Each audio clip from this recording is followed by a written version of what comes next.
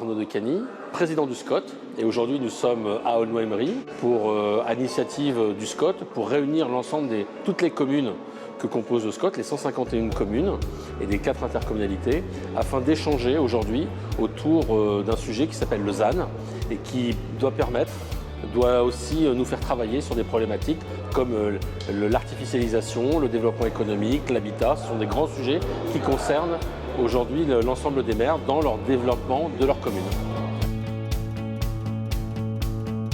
Le ZAN, c'est un dispositif de l'État qui vient établir des règles d'artificialisation, c'est-à-dire qu'un territoire qui voudra se développer, eh bien, il aura un nombre d'hectares nécessaire pour se développer, mais qui sera contraint parce qu'on ne pourra pas se développer plus que les hectares qui vont être donnés.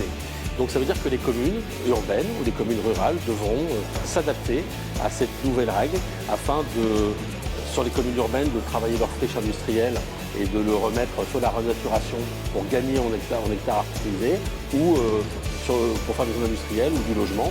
Et dans les communes rurales, évidemment, c'est des nouvelles règles parce que l'artificialisation sera plus réduite. Donc c'est des questions pour eux d'habitat, de connexion sur les grands ensembles urbains. Donc c'est toutes ces questions-là qui sont débattues entre les différents élus que compose le SCOT. Le vrai sujet, c'est de diminuer l'artificialisation en faisant de la sobriété foncière, c'est-à-dire que c'est le traitement des friches industrielles, c'est le traitement des friches aussi d'habitat, en essayant de reconstruire sur ce qui avait déjà été construit préalablement.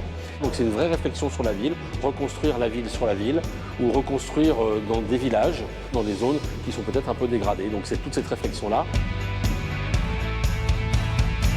Sur des communes comme la mienne, où nous sommes, et même notre PCI, nous sommes à 3,7% d'urbanisation, on n'a pas beaucoup de possibilités. Donc on a besoin de s'entourer d'ingénierie. Alors avec nos peu de moyens, il faudra que l'on trouve une ingénierie mutualisée qui permettra sûrement d'apporter en tout cas des réflexions sur nos possibilités et les moyens d'arriver aux objectifs du ZAN tout en préservant le développement économique et de notre population sur notre territoire.